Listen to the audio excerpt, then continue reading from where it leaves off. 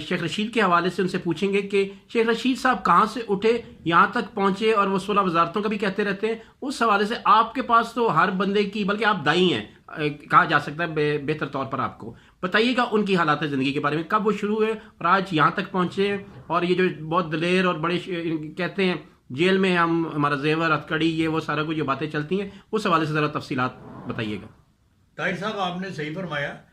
शेख रशीद ये बौर बाजार में जो रहायश पजीर हैं, हमारी रहायश भी थोड़े से फासले पर है। ठीक। हमारा बचपन और कॉलेज की लाइफ और स्कूल की लाइफ भी ये के बाद डिग्री इकट्ठी समझे आप गुजरी है। ठीक हो गया। हम फैजुल इस्लाम हाई स्कूल में पढ़ते थे, ये मौसूफ क्रिश्चियन हाई स्कूल जिसका नाम पहले मिशन हाई स्कूल होता था, वहाँ पर पढ़ते थे। उसके बाद में फिर जब कॉलेज लाइफ आई तो ये मौसूफ चले गए पॉलीटेक्निकल कॉलेज में, जो कि वहाँ हाईवे पेशावर